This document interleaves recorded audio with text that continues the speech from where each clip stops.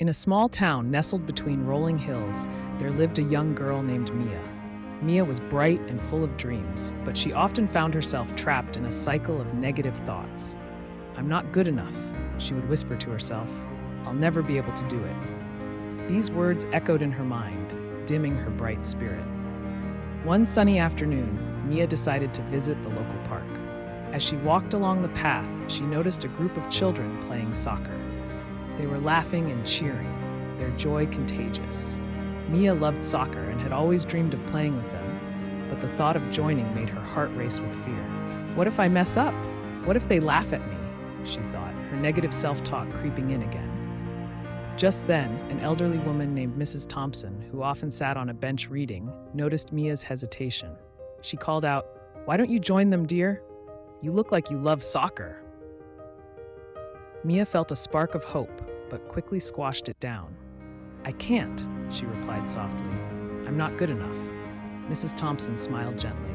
"You know, when I was your age, I felt the same way. I wanted to dance but was too afraid to try. One day, I decided to take a leap of faith. I joined a dance class, and it changed my life. Sometimes we are our own worst critics. You might surprise yourself if you just give it a chance." Mia thought about Mrs. Thompson's words. She took a deep breath, feeling the warmth of the sun on her face. "Maybe I can try," she whispered to herself. Gathering her courage, she walked over to the group of children. "Can I play too?" she asked, her voice trembling slightly. The kids looked at her and smiled. "Of course, we need one more player," they cheered. Mia felt a wave of relief wash over her. As the game began, she ran with all her heart, feeling the wind in her hair. At first, she stumbled and missed the ball, but instead of feeling defeated, she remembered Mrs. Thompson's words. "I'm learning," she told herself. "It's okay to make mistakes." As the game continued, Mia found her rhythm. She passed the ball, made a few good kicks, and even scored a goal. The children cheered, and for the first time, Mia felt a sense of belonging.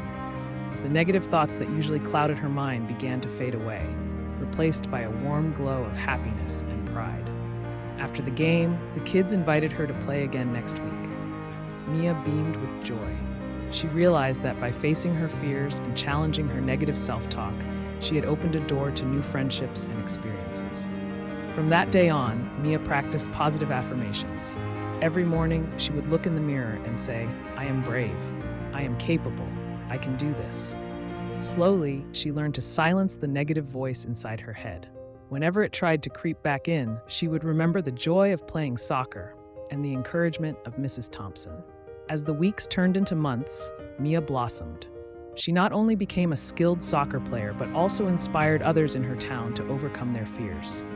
She shared her story, encouraging them to replace negative thoughts with positive ones. "We are all stronger than we think," she would say. Mia's journey taught her that the biggest battles often take place within our minds.